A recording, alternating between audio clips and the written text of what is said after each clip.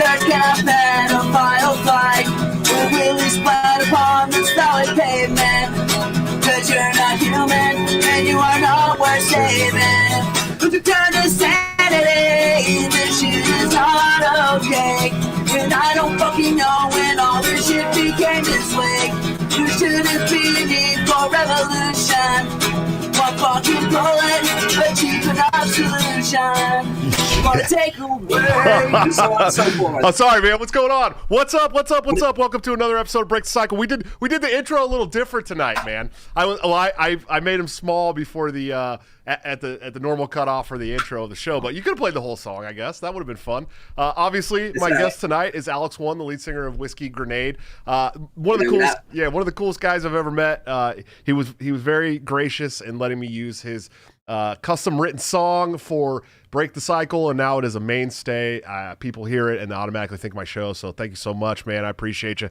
Let me talk about my sponsors real quick before we get into this. Of course, we got toplobster.com, the man, the myth, the legend, my good friend and partner on Break the Cycle, where you can get this great custom embroidered logo BTC shirt that I'm wearing today by using BTC at checkout for a 10% discount. And of course, executive producer of the show, anthemplanning.com, for all your emergency and crisis planning needs. Check them out today. See what they can do for your business, home, or personal life. They're doing a wonderful job that the government has historically sucked at, much cheaper and much more efficiently. Guys, Alex One's here, the homie. What up?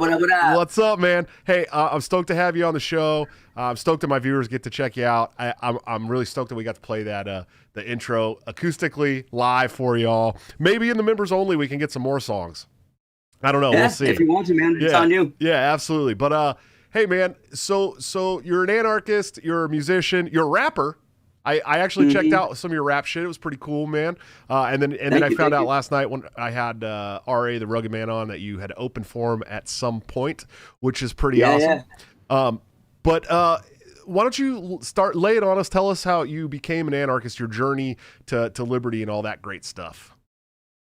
Word. Yeah, so it's the long story short with that, I mean, so I would say like the strongest point of it was like I kind of got into punk rock when I was really young. Like I started listening to like The Offspring and stuff like that when I was like in the 4th grade or something, you know what I mean?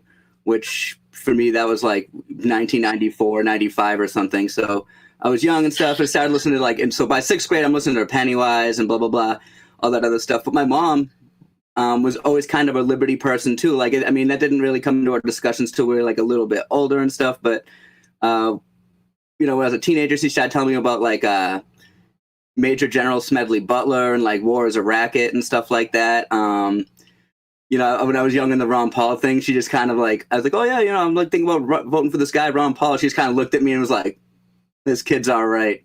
She felt like she did good with her life and everything like that. And, you know what I mean? It's just like growing up in Massachusetts and stuff like that. One thing I've always noticed is that people seem to get along pretty well. And a lot of people's issues stem from like the government kind of stepping in like their way in one fashion or another, you know, making people's fun a little bit less fun, their lives a little bit more difficult, their wallets a little more light. You know what I'm saying? Like that. But yeah, and I don't know, my mom was kind of like on some liberty shit. You know, she bought me a Ron Paul skateboard back in the day. I still have it somewhere. Dude, that's dope. I want a Ron Paul skateboard really bad. Not that I'm going to go skate. It's in my music video. If you look up my music video, Acid Drop, Jefferson Twerk City, you could see me rolling a blunt on a Ron Paul skateboard, which I feel is pretty based. Yeah, it's pretty dope. Look, dude, I'm a big Ron Paul guy. I would love to have a Ron Paul skateboard. I used to skateboard, but now I'm pushing 40 and the ankles just aren't as strong as they used to be. I'm a little fatter and heavier than I used to be as well, you know what I mean? So it's kind of scary when I hop on a skateboard these days, man. Yeah, no, I'm a traveler these days. Like, I got a buddy who lives nearby, and so I like to go hang out with him, you know, like just to go out and get some exercise and shit. I'm like, I'll go skate to his house, skate back, and it's like the perfect amount of like, you know, stretch out my legs, go out and do something for a little while, and it's a nice. I'm not kick flipping anything these days, no, you know. Me neither, man. I'm definitely gonna break an ankle or something, man. Something bad's gonna happen. Hey, TJ Fitzsimmons dropped a $10 super chat. He said that was pretty freaking sweet, man. Thanks for playing the song, dude. Oh no, of course, yeah, anytime. It's a good time. So I'll tell the funny story about that song was that it was like I think I just got laid off and I was collecting unemployment and stuff. Like I got laid off like September 1st, and I did that song like September 4th. I was just hanging out bored one day, shit posting on Twitter as I do, and for whatever reason, that's the one that took off. That was the one that's like Dana Lash and the NRA like retweeted it. That's awesome. Well, of course, man. I mean, that's the song that's about putting pedophiles and woodchippers in Minecraft. Mind you. Yeah, in Minecraft. Dude, the other funny thing about that too is the Cuties controversy had kind of just started popping right then. Yeah. Which so it's the perfect storm. The song actually had nothing to do with Cuties. Like that was, I don't even know if it was like, it may or may not have even been on my radar at the time. Right. But it was just that perfect storm where everybody was like really mad at the time. There was like, yeah, no, this guy's. I'm glad that people like resonated with that. Still, you know, you worry sometimes. You see the news and you'd be like, I was always like, that's the common thing we can all agree on, right? Like that, you know, we don't allow that shit. Yeah. And then, thankfully, that still seems to be the case. Sure. Well, it was funny because the cutie stuff was going on, but in anarchist circles, it's good to have that kind of disclaimer where it's like, yo, you know, pedophiles get the wall, man, straight up. But yeah, for some reason, I don't know why that's like a trope. Like tagged onto libertarianism. They're like, oh, they're like, you know, they want like child labor and child sex slaves and stuff. And I'm like, I've never seen that except for some sort of one weird Rothbard quote. Not even that I'm like a big fucking libertarian theory guy. You know what I mean? But no, it's here it is. I'll tell you exactly what it is. People who are simps for the state, right? Like who cuck for the state at every chance they get. They don't want the state abolished, and anarchists want to abolish the state. And so if you want to abolish the state and you know your position is the most logically consistent position, it's the peaceful position, people have to find things to attack you on to make you sound like a crazy nutbag. So of course they're going to go to, well, if you abolish the state, then you're going to abolish the age of consent. You know what I mean? And it always gets libertarians. It sucks because it's like one of those issues that like will suck libertarians in to start arguing about it. And it just makes us look fucking stupid every time we start doing it, you know? And, yeah. And that's what it is. And so they know they can get us on that because we do want to abolish the state. And at some point, you know, some of that stuff's probably going to go if there's no state.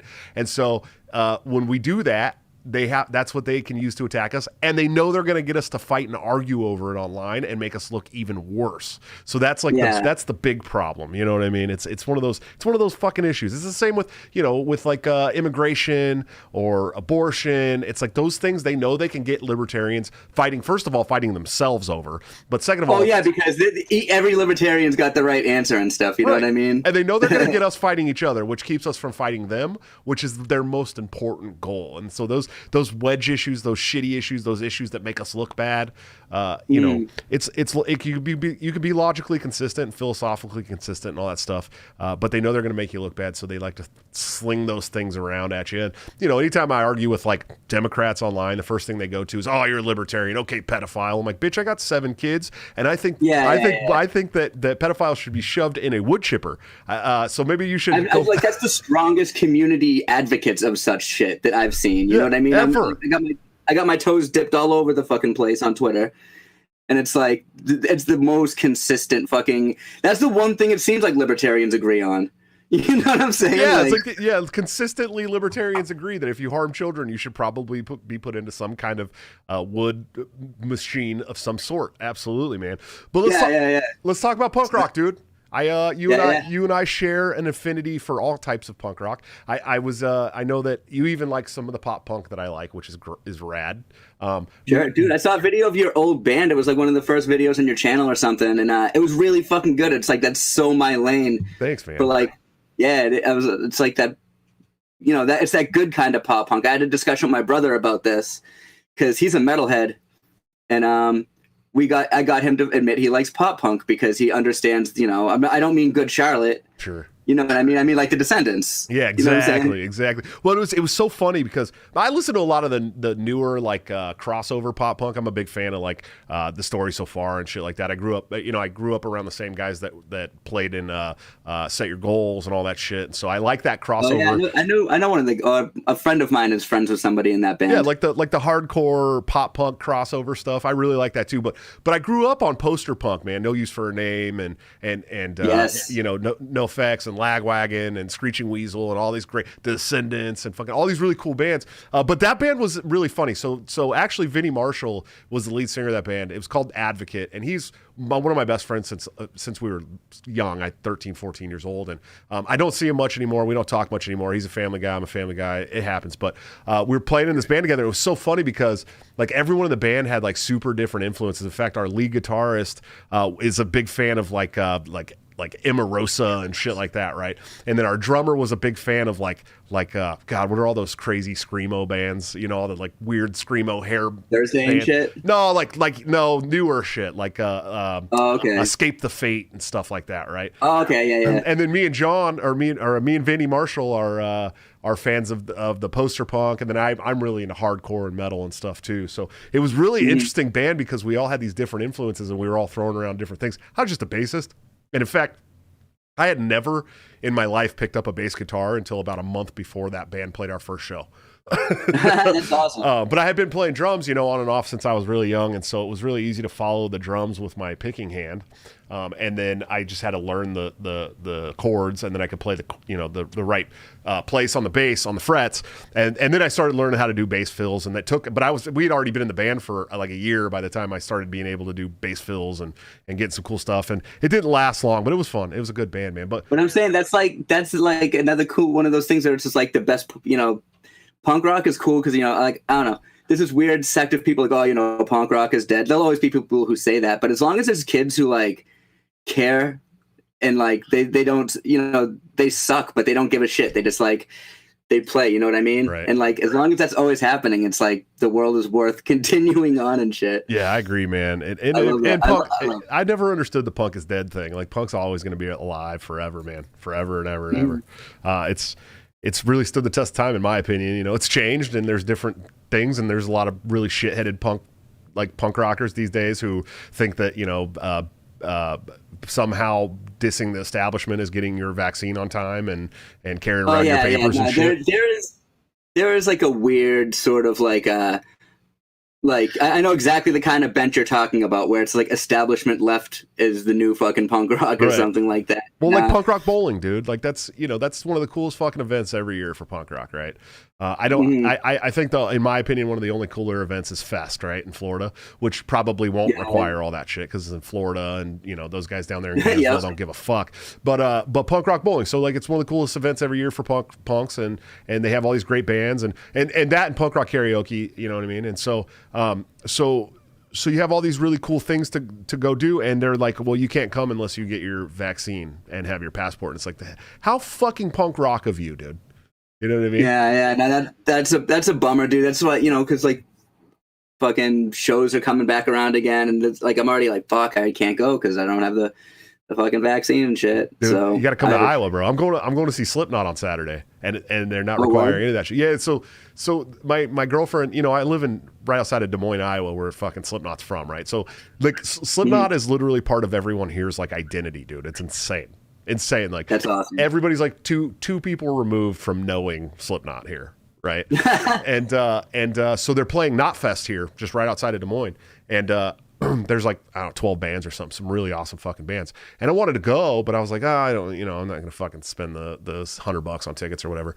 Well, my fiance won 2 tickets on the radio, so oh shit. So me and her are gonna take the baby to Knotfest. We gotta get him some earmuffs and stuff and a little Slipknot onesie, but it's gonna be a fun day. That's still so cool. That's badass, dude. Absolutely, man. So what was it for punk rock for you, man? How'd you get into it? Was it The Offspring? Did The Offspring do it? So like The Offspring, all right. So I guess like the first shit I ever heard when I was young, my mom was like showing me like some music when I was little. My 2 favorite things when I was little was like the Ramones and Aerosmith.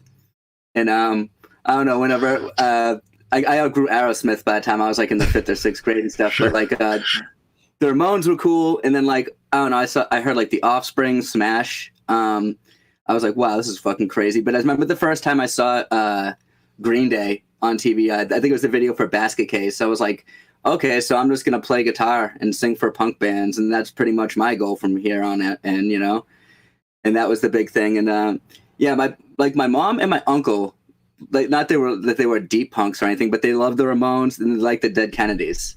Oh, yeah. And so they put me onto some cool shit like that. Well, and then what really started me was like when I was young, I got the Offspring, the tape for Smash. Okay. And I'm looking at the liner notes and they thank all these bands. And I'm like, all right, Lagwagon, I got to look up fucking NoFX. I got to look up this band. And, NoFX and the internet wasn't even really a thing so much back then, too. Dude, so NoFX was such a big influence for me, too. And Fat Mike's such a fucking dick, dude. Like, I hate it. I hate it so bad. That's like it's like an inside joke with my band where it's like we all love NoFX, and that's like, but I would hit Fat Mike. He's the worst, dude. The absolute I'm the worst. one who's always defending him. Like, why? What did he do? Like, I don't know his face. It's so much more than that. He's such an elitist fucking cocksucker, dude. Like I love NoFX, bro. Like all of their albums, I mean, Heavy Petting Zoo especially was a big album for me. Probably one of the biggest like poster punk albums for me ever. And he's just such a piece of shit, dude. If you've ever like heard any interviews, the interview where he's talking about like him, like he like gave an interview where he's talking about how like he watched his fucking mom die and shit. Like, oh god, yeah, it's horrible, that's bro. Heavy. He's a horrible dude, bro. Like a bad dude. Yeah, that whole shit's heavy. I don't know if he's like Tim Lambesis, like trying to have his wife killed bad, but he's pretty bad. You know what I mean? Yeah. But it's like he's fucking. Then again, perhaps there's room for that for punk singers. Like, oh, the singer of this fucking well-known punk rock band is a very troubled individual. Like, checks out. Yeah, troubled.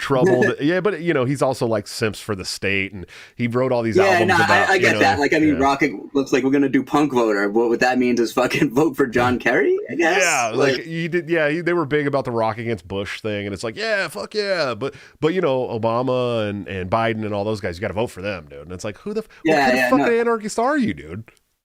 Like that the punk voter thing, actually, because that was when I was still like pretty young and naive and shit like that. But like even like that was kind of my it was a lesson, I guess you could say, where like I was like, oh, okay, well, I love this band, but he's fucking so off the mark, and I don't have to like follow what a band says just because I think they're super cool. You know what I mean? And a little funny side note. So my favorite album of all time is Punk and Drublic by NoFX. That's a great album too. And the release date for that album, it was sometime, I think it was like 94, but it was on July 19th, which was also my mom's birthday and my first daughter's birthday. Oh, wow.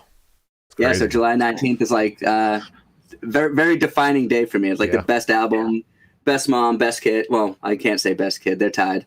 I learned this the hard way. Don't ever say one of them is the best kid because it's going to make them all upset, dude. I got 7 of them. I got to be really, really chill about that. But I meant to say I have the best children, but it doesn't, it tears apart my July 19th fucking thread. Yeah. So Heavy Petting Zoo was my biggest album for me from NoFX. But if I had to pick a favorite album, it's The Decline, dude. I could listen to that The Decline song is really fucking repeatedly good, man. over and over and over again for a year, and I'd never get tired of it, dude. You know what I mean? I listened to it yesterday. It's so funny. It's like, what is it, 17 minutes long or something like that? Mm-hmm. And it's like every time I listen to it, I hear something new. Even all these years later, I'm like, holy shit, I never caught that before. You know what I mean? Mm-hmm. So, but I think one of my favorite like punk rock, still Fat Records band is the Flatliners, man. I fucking love the Flats so much. Yeah, I kind of just found out about them like 4 years ago or something, and yeah, they're fucking super good. I've been listening to them a ton lately. Yeah, I've been listening to them since their second release, I believe. I'm pretty sure it was their second album, the one before Cavalcade. Oh, okay. Cavalcade's the one I mostly know. Yeah, Cavalcade's a great album, but they put out like 4 since Cavalcade too, 4 or 5 since. And I just found out they had a new album out that came out last year that I didn't even know had come out. And I'm like, holy shit, like these guys, and like every single like album changes. It's like different. Mm-hmm. You know what I mean? Yeah. That's why it's like I was listening to a different album by them, and it was very like kind of crust punk ska. Well, that's their first album. Like, their first couple albums were very like ska core, dude. Yeah. So that's why I heard. I'm like, oh, okay. I mean, I knew they were good, but I didn't know they got down like this. Right? Yeah, dude. Their newer stuff's a lot easier and more like poster punkish, and it's fun. But their old shit was really, it was like heavy and also ska, which was really cool. I love that shit. There's another band from England that I really like that used to do that. They're broken up now, called Cap Down. I don't know if you've ever listened to them, dude. I don't know Cap Down. As soon as we're done here, get off here and listen to a song called Ska Wars by Capdown. All right. They're fucking amazing, dude. I wish they had stayed around for a lot longer, man. But you know how ska is, dude. They're like, it doesn't stick around very long. Most of their bands, the bands that stuck around were like Less Than Jake and Real Big Fish and you know what I mean. The Mighty Mighty Boss Tones, all the really good stuff we never get for very long.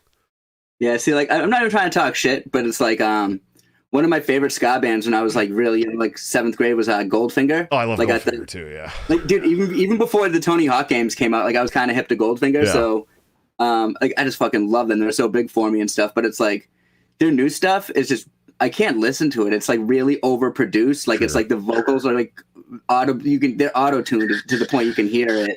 I like stuff like that. I think I found out about Goldfinger from something about Mary, bro. I think that was the first time I actually heard Goldfinger was in the Something About Mary movie.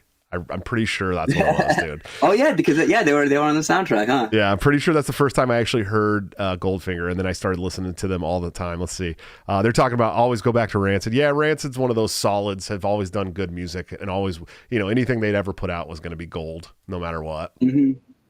Rancid, a band that I realized kind of, like a year ago, I was reflecting on Rancid and was like, their ska songs are like kind of slept in a way, right? Where it's like people think of Rancid and they think of like, their hits and stuff like that, or like their punk side, but it's like Old Friend from like And Out Come the Wolves. I'm like, that's such a solid jam, dude. Yeah. Well, I was a big Op Ivy fan growing up. Yeah. That's how I learned how to play ska, was from that album Energy. Dude, that album was like when I was young and learning, that was the album that got me hit. It's iconic, dude. I don't think there's a more in the genre. I don't think there's a more iconic album, in my opinion. No, it's the big one. Yeah, There's no big four. It's the big blows one. my mind. Yeah, their cover of 99 Red Balloons is amazing, Mauser. It's a really good cover. That was a good cover. Yep. Goldfinger. So we were talking a little bit before this. You said you knew Michael Heiss, the founder of the Mises Caucus, from way back in the day. How'd that happen?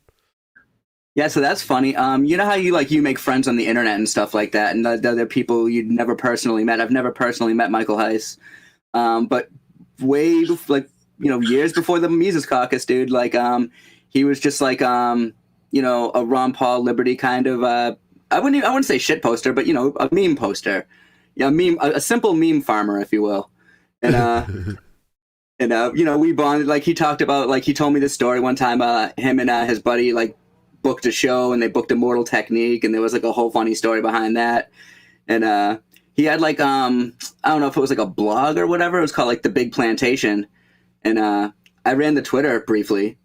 Nice.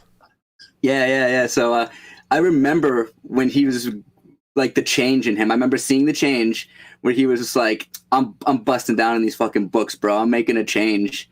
And I'm like, all right, that's what's up, man. And then it's like, now here we are. It's like this dude, the Mises Caucus, what? It's huge, like too. This, I mean, it's huge. I can't, dude, compared to it's not that I didn't have faith in the guy, obviously. I'm like, I'm like, Godspeed, dude. Do your thing, as you should. But it's like, I didn't think it would like take off to such a degree. It's like, it's controversial, it's infamous, it's notorious, it's taking over, it's all over the place. Dude, it is. You see it fucking everywhere, especially online, dude. It's just like everywhere. And anytime you go to like any libertarian party event, there's Mises Caucus people fucking everywhere. And it's crazy. To me, it's still, it's got to be really surreal to Michael Heiss, but very surreal to me, who I started with the Mises Caucus in 2017. And there was like 55 people in a Facebook group. I mean, that's all it was. Oh yeah, you know what I mean. And now any place I go to, there's Mises Caucus people everywhere. So it's pretty surreal to see, for sure. But speaking about booking big bands in little places, dude, I didn't even think to mention this. So several years ago, I want to say 2009. There's a little bar in my hometown called the Mutiny, right? In Antioch, California. It was right on the water. Very small bar, and they had a downstairs where they would do like a little tiny dance club. I mean, small dance club, and there's a bar down there. And I got this wild idea that I was going to start trying to book big bands at our little venue, at our little tiny venue, see how that worked, And so I started hitting up a bunch of big bands, trying to find. They all had these ungodly writers, right? Like all of them. And so I finally get a hold of the Mad Caddies manager, right? And I'm a big fucking Mad Caddies fan. Like I used to listen to Mad Caddies all the time too. And he gives me their writer, and he tells me their price, and I'm like, I think I could pull this off. It was like $2,500, right? And then they had like a rider that had like 2 hotel rooms and some food. I mean, and a couple bottles of red wine or something. I'm like, oh, this is super doable. And so I fucking get tickets printed, right? And I tell them, yeah, let's go. They wanted like $1,000 up front, so I gave them $1,000 up front. And I basically took it all on myself to sell these tickets to be able to fill up this place and sell enough tickets to pay them their rider and have a successful show. So it ended up working, and I had the Mad Caddies play at this little, I mean, probably 350 people max in this place, dude. Max. Oh, like shit. Fire Okay, code. so it's like the local venue down the street from my house that is currently closed. It used to be the spot where it was like the weekly fucking shows. It was unfortunate. It was like mostly like shitty hip hop kind of. Sure. But like that's where like there's so many punk bands. There was some hardcore bands, like some notable, like I think 25 to Life played there. Sick, dude. Yeah, it's like like hardcore is kind of big in Brockton, whatever. Like there was another venue again right down the street. I live within like walking distance of 3 different bars, but there's one called the Tigers Den. The Northeast has always had a pretty big hardcore scene for sure. Absolutely. And then you guys used to have Hellfest there, right? Oh yeah, Hellfest. I've never actually personally attended, but I've heard so many good stories that happened at Hellfest. I wish I could have went to a Hellfest just once, dude. Just once. Or like the Boston Metal Fest was a big thing too. Boston Metal Fest, yeah. Dude, I wish I could have. I'm such a fucking sucker, dude. They had Warped Tour one year in my town of Brockton, which is not a very big city. It's like, hey, dude, Pennywise is going to be in your hometown. It's like, well, I think I'm going to miss this one. Oh, jeez. And I fucking didn't go, dude. I went to like every Warped Tour for like 5 or 6 years, way back when it was still, they still had like No Effects headlining and shit like that. And then I didn't go to one for a fucking decade, dude. Like a decade or more. Yeah. And then I just went to one probably 3 or 4 years ago, in Portland, Oregon. And it was like, it was actually a lot of fun. And it was like all the new pop punk bands are playing there now that I really liked. But I got to see like Real Big Fish played. It was like they fixed the lineups. It wasn't all the screamo shitty bands anymore. They started doing like real punk bands and ska bands. And then they had all these cool new pop punk bands that I like Knuckle Puck. Knuckle Puck, you ever listen to Knuckle Puck? Oh, Knuckle Puck, yeah. Yeah, Knuckle Puck is one of my favorites. And The Story So Far was there. And who's the other ones that I really like? Man, there's so many good ones that I love. Belmont, who's really good, by the way. I don't know if you've ever listened to Belmont, but Belmont, I've not. I think I might have heard the name, but I definitely couldn't name a song or anything. Belmont is like if you really like pop punk but also want a degent, bro. I mean, they're fucking crazy, dude. Okay. Yeah, their riffs are just insane, but they're still really cool pop punk, man. You should definitely check out Belmont. I love that band a lot. And I'm trying to think about who else was there. There were some other really great bands there that I liked a lot, but I'm really bad at this. Oh, State Champs is another one I like. State Champs, I heard of them. Yeah, I like that kind of pop punk, man. I don't know, I'm weird like that, and I enjoy that stuff. No, it's cool because like there's some of it that I've gotten into it because it's like, all right, so weird little side stories. I had kids and stuff, and I'm working an office job and stuff like that. I'm like focusing on like a lot less on music and stuff like that. So I'm not really listening to anything new. I kind of fell off a little bit, and then at some point, I don't remember what the fuck exactly had happened, but like I started like oh, I'm gonna start listening to music again, and then like I discovered all these fucking bands, and that's like there's none of that like young people barriers like, oh, I can't listen to this, it's not cool and shit. Like, and there's a band in the style of music you're talking about that I dislike called what the fuck are they called? Chunk No, you can't say that. I love this band, dude. They're like one of my favorites. Chunk My Captain. All right, well, send me a good song. Yeah. I heard like one song by them. I'm like, I don't like this, but there's other songs within that style that are fucking really awesome. Because I used to like that, like the precursor to that sort of shit, like Rufio. Oh sure, I love Rufio. Really like, The Promise Ring. Rufio's fucking all that shit. Yeah, I used to love that shit. Oh yeah, me too, man. I was a big fan. The Keepsake. I don't know if you ever listened to Keepsake, and I mean, there's some. I don't know. Yeah, I could take all that shit way back to like back in the LimeWire days, bro. I was just downloading all these crazy bands that I loved and shit. I'm trying to think. God, I could sit here and name bands all day, man. Music's like my absolute biggest passion in this world. Obviously now it's kids in the show and Liberty and stuff, but man, it's always there, music, you know. Someone in the chat said no doubt when we were talking about ska, and you know what? And she said JK, but you know what? Like, there's no JK in that. Yeah, no doubt. I love it. Yeah, no doubt had a lot to do with me getting into punk rock, man. Like, it really did. Tragic Kingdom like changed my life, man, big time. I bought that CD for my daughter. As you should. I should probably, probably go buy it for my daughter too, man. Yeah, I was like, some entry level like cool music and stuff. Like, I don't want to like old dad her and stuff. Like she's like almost a teenager, and so I don't want to like old dad her. I'm like, oh, listen to all my cool music, because that's the quickest way to make a kid not like your shit. Right. It's, you know what I mean? Well, and so it's just like. Well, that's like my son, and I was talking about it with the RA, the Rugged Man show yesterday.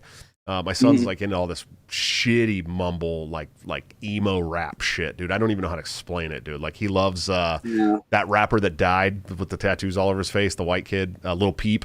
Like, he loves that shit, right? And I can't even listen to that, dude. Like, it literally hurts my ears. I'm like, this is not. He's like, listen to this rap song, listen to this hip hop song. I'm like, stop calling it that. You know what I mean? Like, don't call it that. That's not rap. That's not hip hop. So, but instead of doing that, instead of attacking his music, because I knew that, this is the music he likes, this is the music he enjoys, I just said, hey man, you want to go to a rap show with me? You know what I mean? You want to take you to a hip hop show? Yeah. So I got to take him to see RA the Rugged Man at this little cool hip hop venue here. I didn't even know it existed. It's tiny little place, and he got to see RA the Rugged Man and Afro, right?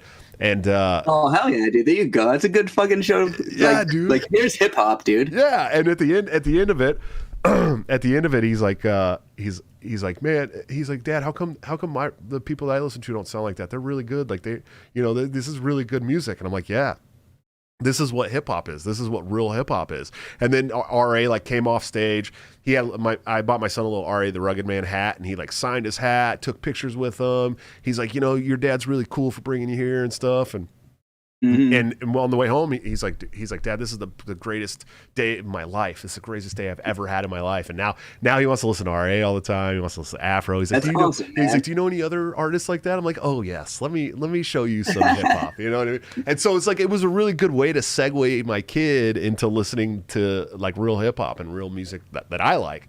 And now we have like a bond over that. You know what I mean? So that's a good way to do it. Cool. It's better than attacking your kid's music as much as you want to. You know what I mean? Mm-hmm. Like, but it's like, again, with me, it's like I don't have any like sort of, I don't put up any barriers when I listen to shit anymore, because I'm a grown up or whatever. Yeah. But like so my kid's like, I like Olivia Rodrigo, and I'm like, all right, let me check this out. I'm listening to one.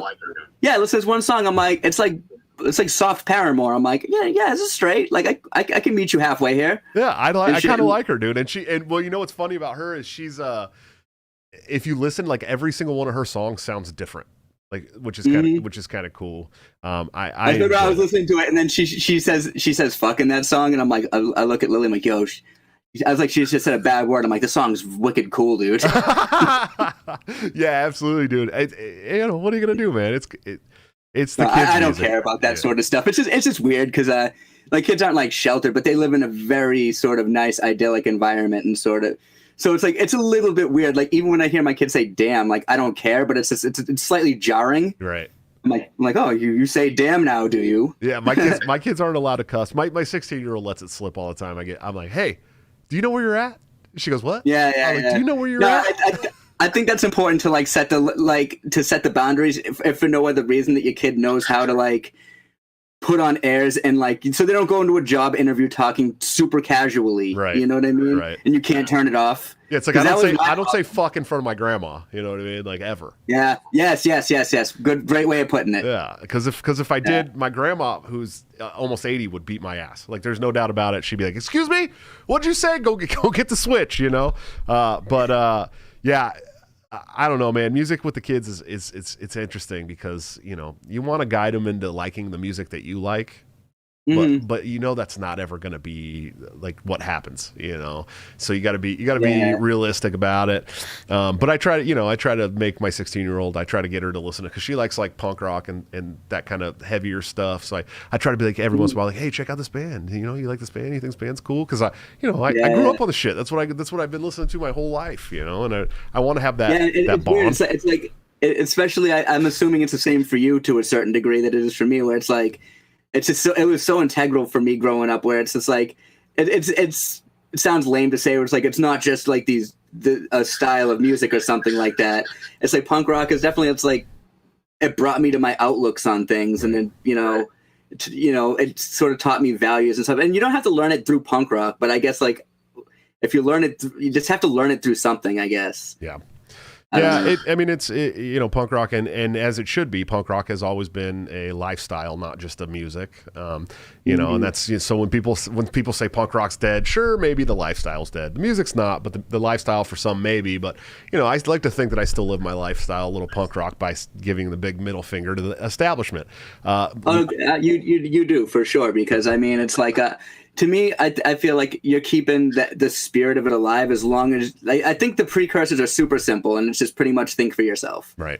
And it's like one thing that drives me up a fucking wall, dude, is that like for example, Styx Hexenhammer. You know that dude? Oh yeah, yep.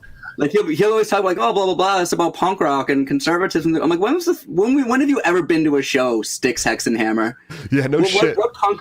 Name a punk album that came out since like after 9/11. He's like a big thrash metal guy. I like Styx though. Yeah, I do too. I'm a big fan. We've gone back and forth. We got in a quote tweet war once about Murray Rothbard, and I was as nice as I could be about it. I was a little condescending, but it was like, he's a much bigger platform than mine, so I'm like trying to be cool about it because I do like the guy. I think he's fucking hilarious, dude. Like his shit's so funny. I like his analysis too, man. He's pretty astute. I don't agree with them 100% of the time, but dude, I mean, he's a good content creator. Yeah, I mean, I'm a fan, dude. I like him, and I don't agree with him all the time either. In fact, I really disagree with him on Murray Rothbard and anarcho-capitalism for obvious reasons. But I think that he's spot on about a lot of shit. And you know what? His video game review stuff is hilarious, dude. Like if you like, I'm thinking of the right person, right? Razorholic. Oh, Razor Fist. I'm thinking Razor Fist. Dude, I was totally going the wrong way. I get them mixed up, and I don't know why I do that. He's like Cool Sticks. Yeah. Razor Fist. Razor Fist is what I was talking about. Okay, Razor Fist is what I was talking about. I started right as I started talking about the video game thing. I was like, wait, I think I'm mixing up Rageaholic with Styx and Hammers. Yeah, that's there's one Razor Fist video I always go back to like every couple months, and it's just the metal mythos about the Ramones, where he just kind of goes over their whole history. Like that's so well put together, man. It's probably like one of the best breakdowns of the Ramones' career I've ever seen. So he's one of my absolute favorites when it comes to YouTube. But we don't agree on a lot of stuff.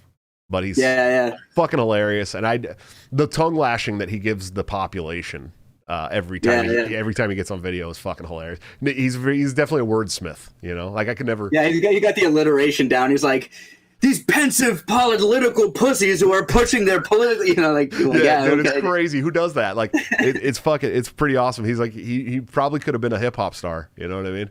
Yeah, dude. He probably really could have been a hip hop star, man. So let's see. So you're punk rock who came to the ideas of liberty because Mama bought you a Ron Paul skateboard deck, which God bless her. She must have been a wonderful lady. It's a truncated version of it, but yeah, no, she absolutely was, man. She was great, dude. We know that you are secret friends with Michael Heiss from back in the day. Absolutely. What else you got going on? What's going on with the bands, man? What are you doing? When is the whole album coming out? So here's the deal. I have a good answer for you. It's so before we were like getting ready to record, we just set up a whole new place and shit. And I had my old drummer from my old band Clambake. He's my buddy Josh, who I still love dearly to this day. He's my boy, but he kind of bailed on us, and that after that, me and my buddies, we just kind of been spinning our wheels. It's hard to do a band without a drummer and shit. So what we're doing, we have this expansive list of songs that I'm doing right now. They're written. They've been ready for a hot minute now. They're being recorded right now. And who's going to play drums? I don't know. Might as well do it myself. Yeah. So that's what we're doing. And it's actually, I'm not a drummer, really, but dude, it's coming out way better than I ever thought it would. Nice, dude. Well, you know, if all else fails, you can always use Pro Tools on the drums, dude. Yeah, well, because we had that available to us, and we still do. You know what I mean? We have like all of the best versions of that software and stuff like that, like Easy Drummer and shit like that. But I was like, I just kind of want to have it like, I was like, even if it's a shitty drummer, I feel like that's more in spirit to punk rock and stuff like that. But so the long story short is, And also, instead of making one fucking long album with 20 albums, we're having a series of EPs. We're dropping like 4 or 5 songs at a time because while all this is happening, I have that hip hop album that had got started. It kind of fell to the wayside. It's actually getting finished now by this very, very talented producer named Matt. And he was in this hip hop group called Type 4, along with my DJ Daylate. Shout out to both of you guys. Love you dearly. And they helped me finish this stuff up. And what's cool about the rap album is I made it a long time ago, or I'd say it's been in the works for 5-6 years now, and it kind of kept falling to the wayside. But all the beats, I have a DJ, and I play like all the instruments myself, with a couple of instances where we have like a keyboard player come in or a trombone player or something like that. But it's ska, rap, and I play all the instruments myself, therefore debunking the notion that rappers have no degree of talent, I guess. I don't know. No, I've heard some of it, dude. It was really cool shit. I went onto your YouTube and I was like listening to music, and then I found a rap song and I was like, wait a minute, this guy's a rapper too? This is crazy as shit. And it was good. Like I enjoyed it. Well, thank you. Yeah, because that's a weird thing. Is I was a rapper for a long time, and coming out, I was a punk rocker first, and I was like, all my friends were punks, so like, if I was gonna start rapping, I had to like not suck, or I was gonna get fucking made fun of a lot. Sure. So like I listened to, so I was like, all right, I'm gonna listen to like the best rap I can. I'm listening to Gangstar, fucking like all like the New York shit, and I'm drawing a blank on fucking what I'm trying to say. Oh, the white guy's drawing a blank on black rappers, dude. J. Brew the Damager. No, but so I had to learn how to freestyle and shit too, and like I learned how to make beats. So I took the culture seriously. I'm like, all right, I'm gonna learn how each all of this works, so I know how to do it the way it's supposed to be done. Like a rap beat. Like I think that's another big problem with like the trap rap music that you're not even necessarily trap, but the emo rap you're talking about. Is it's like the lack of break beats. Right. You know what I mean? There's no fucking awesome. Yeah, because I actually like trap music, dude. Like actual trap music. It's got its high points, man. Yeah. It's one of those things where I was kind of like, watch this fast hi-hat bullshit, but it's grown on me, man. That southern trap, bro. Like I actually like that. Like T.I., I fucking love T.I., dude, and I love hip hop, man. You know what I mean? Like it's so funny. There's so many like punk rock people out there, and especially hardcore kids who love hip hop too, man. It's like it's got that same. It always used to have that same fuck the authority, fuck the establishment vibe absolutely. to it, dude. Both of them, both hip hop and punk and hardcore and even metal to some extent. Some of them were like cocksuckers, but it always had that, it was always in that vein, in that style, and rap has continued that way, even the mainstream stuff to this day. I mean, Post Malone and shit is out there basically saying fuck the cops, you know what I mean? Yeah. But punk rock has now become this establishment shill bullshit, and it sucks, dude. It makes me so sad. I think it's because in a way, like it might be like a weird like returning of like to the nature of how things should be. Like eventually punk rockers are going to keep saying stupid shit, and people are like, why are we listening to like what punk rockers have to say about anything? And they're just going to start seething even more, and it's like a cycle and shit, because like not everybody can be like the dude from Bad Religion, which you could disagree with his politics. He's at least an objectionably like smart guy. Yeah, you know what I'm saying? Like a guy, like I feel like a lot of people just like, we're in the age of people who are running on emotion and half truths, and so like that's why it's so dangerous to like cast out somebody immediately and dehumanize them as like, oh, that person's a Nazi or a communist, or you just have to throw like a dirty word onto somebody. And for a lot of people, and it's big in the punk world, you don't need any more than just the accusation, right, that for it to be true, and it fucking sucks. Yeah, I feel like. Go ahead. Oh, go ahead. Oh, I was gonna say, I think that people should just stop dehumanizing each other and shit, because on all sides, I think it's a good look, because it's a weird, different way of saying class solidarity or whatever. But like, I think, for the most part, we could all just disagree, in a very lively way, have a couple drinks and go home and enjoy our lives. We don't have to fucking call it the other person like a fucking Nazi. Well, I think the first time I really, the first time I really understood it was a lot of years ago. I used to go to this. It's most people that are from the West Coast at least know about the Gilman Street in Berkeley. It's one of the coolest fucking punk venues in the country.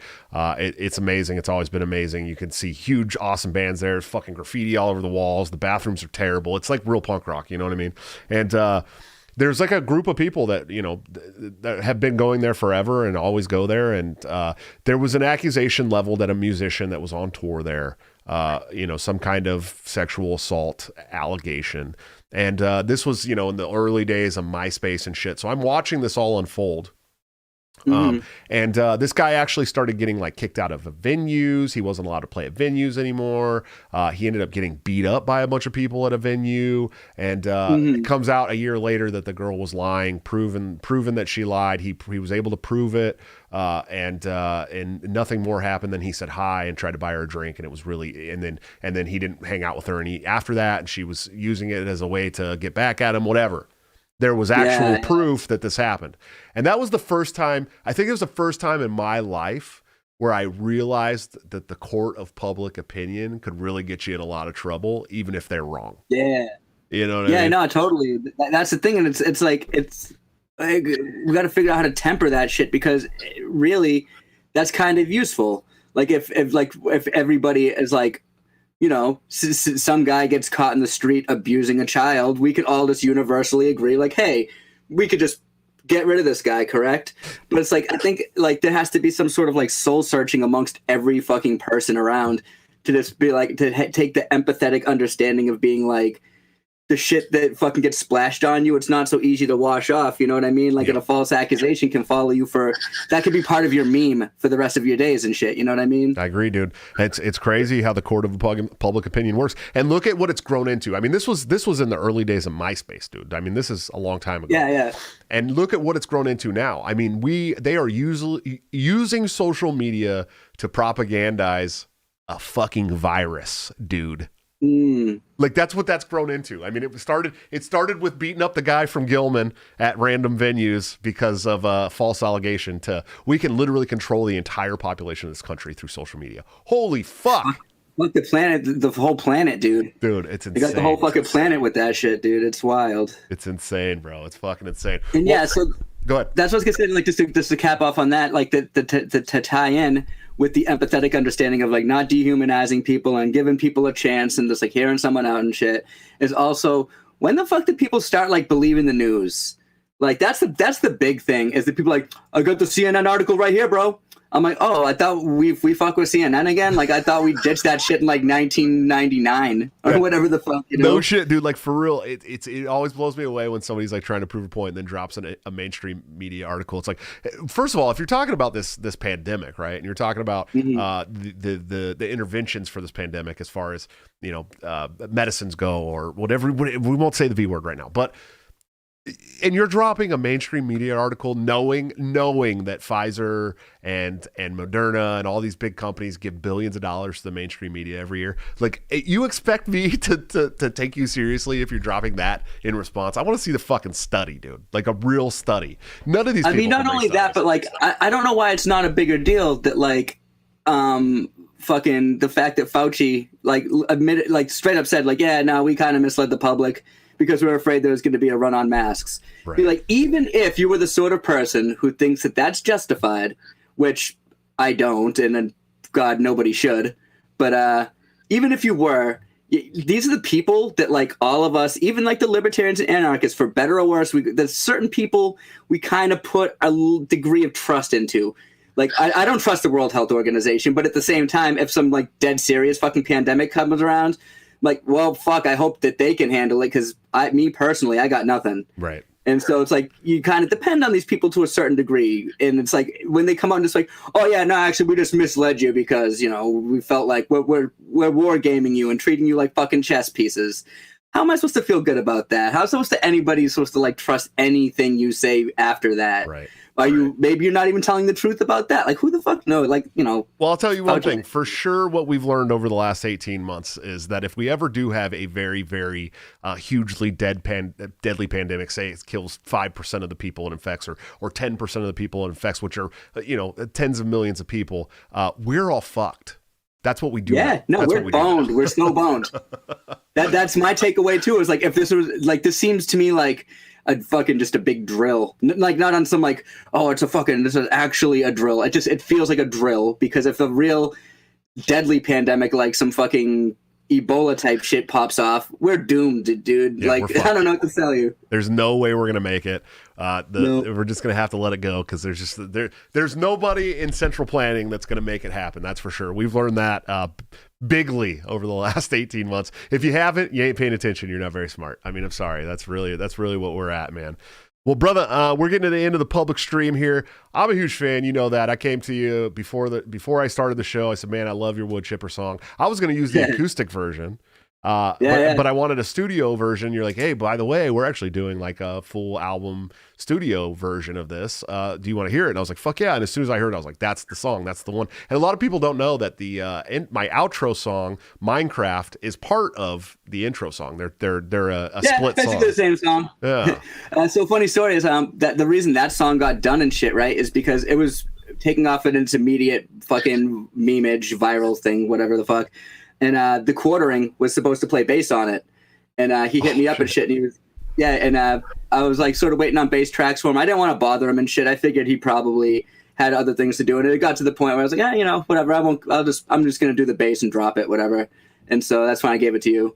Oh, nice, dude. Yeah, I as soon as I heard the full instrument version, I was like, yeah, dude, this is the one. This is perfect. And I've gotten some shit because people are like, oh, you have that vaporwave aesthetic and you're playing pop punk, and I'm like, dude, it works just fine. I fucking love it. And I think it works. I think the most asked question in my comments on this fucking channel are, hey, man, where can I find that song? Hey, man, where can I find that song? So I'm glad that it's gotten you at least almost 200,000 listens now. So of that song. I know, that's pretty crazy, man. Yeah, fucking crazy, bro. I hit 115,000 views on YouTube this past week, and then we're at like 80 something thousand downloads of the audio podcast. So man, it's doing the show. It's been 6 months, 7 months. I'm just still grateful that you still rock it and stuff. Because I mean, I'm imagining like, oh yeah, probably at some point he's probably going to get a new intro at some point. You know what I mean? Fuck but like, no, dude, that's my intro, man. Dude, I fucking love it, dude. I love it. It's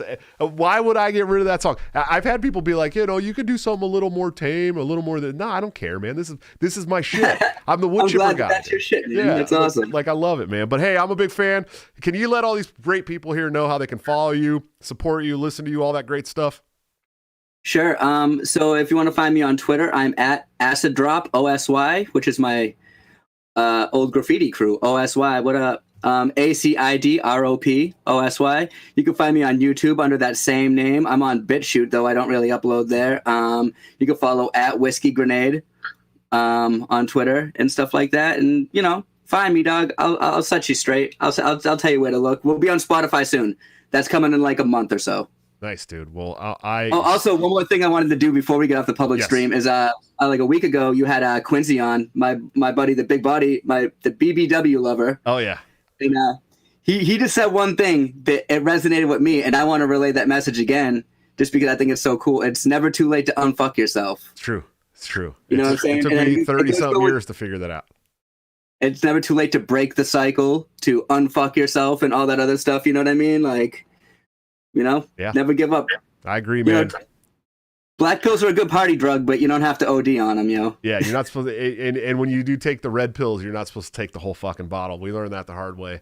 That's where you end up. When you end up further than Alex Jones, you're going too far. But Alex Jones, he's been right on a lot of shit, hasn't he? As somebody, God, I love Alex somebody's Jones. got to give that guy a fucking apology soon, dude. Soon. They need to just let him back on fucking Twitter. Yeah, and verify him. Yeah, Twitter and YouTube for sure need to let him back right away. Papa Jones needs to come back, dude. Honestly, like he was such a big part of my fucking awakening. But I won't drag on your show further with my Alex Jones praise because I could go. We'll talk about it in the members only chat. Maybe you could play a song or two while we're in there too. All right, let's go. If you want to hear about Alex Jones, make sure you subscribe and fucking join the members only shit, right? Yeah. Just give me like 2 minutes. I'll close out this stream, brother. Peace. All right, man. Man, I love that guy to death, dude. When I first came to him before I started the show, I hit him up. Was like, "Yo, dude, I want to use your song for my show. Is that okay?" He's like, "Seriously? Yeah, absolutely." He was totally fucking cool about it. Obviously, no copyright issues with YouTube, which has been really nice. And hopefully, you guys will go support his music, man. He plays some really cool stuff and he's all over the place when it comes to rap and punk rock and hip hop and all that great stuff. And if you guys want to come in and see him play some songs and talk about Alex Jones and the members only chat, you can sign up for the members only streams right underneath all of my YouTube videos by hitting the join link. It's like $6.99 a month or $5.99 a month. You get all the wonderful custom emojis that you'll see in my live chat. So if you're at a lot of the live shows, it's a good way to do it. Or you can join the Patreon Subscribe Star and become a member that way. Get into the private Discord server for all three of them. And you got all kinds of cool people in there. There's like 100 people in the Discord server now. Obviously, you get the Top Lobster gear up to 2 weeks before it goes out to the general public at like a 30% discount. So that's a really cool perk. But there's other perks too on the Patreon and Subscribe Star. And you also get to financially support Break the Cycle, which is something that is, I do 5 nights a week, pulls me away from my family. So if you guys could help me out, I'd appreciate it. Of course, I would appreciate it. Coming up on the show tomorrow, my good friend Randall Daniel will be here. He's actually the chair of the Libertarian Party of Kentucky, the second most based or first most based, depending on how you look at it. Social media, if you've been following them at all, they're savages. They don't give a shit, and Randall's a big part of that, so I'm really excited. Of course, on Thursday, my good friend Fritz from Fritzcast will be here to make up for the show I had to reschedule last Friday due to me being absolutely ill all weekend long. Man, what a fucking crazy story that is. Pretty sure I'm getting over COVID, and so are a couple other guys from my office. We had a guy come and visit from another office in Wisconsin who had already had COVID, got vaccinated, got COVID again, and brought COVID into our office. 3 of us got sick. So it's been a rough weekend. I'm doing okay now, though. And then on Friday, I'm going to have another good show with my good friend Top Lobster. He'll be by the show. It's going to be fun. We're going to talk all kinds of cool things for sure. So you're definitely going to want to check that one out, man. I promise you will enjoy it as per the usual when Top Lobster's on the show. Check out toplobster.com, the man, the myth, the legend, my good friend and partner on Break the Cycle, where you can get this great custom. This is like stitched, embroidered BTC logo, man. It's really cool stuff. You can get all that stuff for 10% discount by using BTC at checkout, or joining all the other stuff that I talked about. And of course, executive producer of the show, anthemplanning.com, for all your emergency and crisis planning needs. Check them out today. See what they can do for your business, home, or personal life. They are doing a wonderful job that the government has historically sucked at much cheaper and much more efficiently. Guys, if you own a business, go just go to anthemplanning.com and check them out. I'm telling you, there's something they can do for you. I promise. They're amazing people. Really cool. All right. I'm going to close out the stream. You guys come hang out in the members only chat. Sign up under all my videos and become a member for $5.99 a month. Support the show. And come listen to Alex sing some songs and talk about Alex Jones, his namesake. But also there's like 60 other members only videos on my channels in the last, 3 months. So a lot of content there you guys are missing out on. Sign up today. I will see you tomorrow for the show with Randall Daniel. But until then, don't forget to break the cycle.